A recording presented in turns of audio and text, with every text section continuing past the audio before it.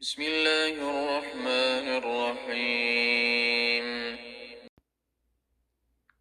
والفجر وليال عشر والشفع والوتر والليل إذا يسر هل في ذلك قسم لذي حجر ألم تر كيف فعل ربك بعاد إرم ذات العماد التي لم يخلق مثلها في البلاد وثمود الذين جابوا الصخر بالواد وفرعون ذي الأوتاد الذين طغوا في البلاد فأكثروا فيها الفساد فصب عليهم ربك سوط عذاب إن ربك لبالمرصاد فأما الإنسان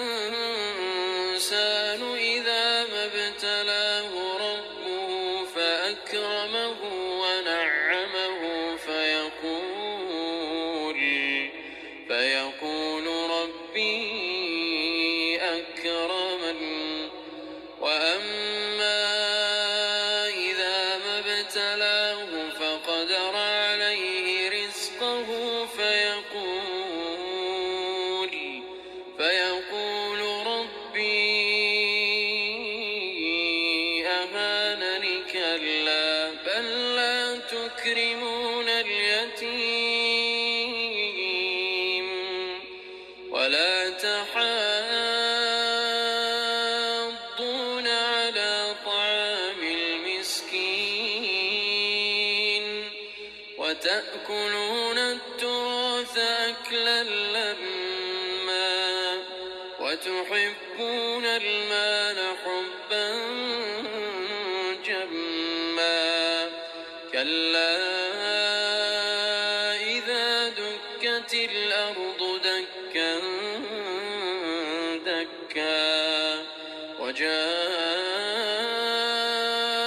ربك والملك صفا صفا وجيء يومئذ بجهنم يومئذ يتذكر الإنسان وأنى له الذكرى يقول يا ليتني قدمت لحياتي فيومئذ لا يعذب عذابه أحد ولا يوثق وثاقه أحد يا أيتها النفس المطمئنة ارجعي إلى ربك راضية مرضية فادخلي في عبادي وادخلي جنتي.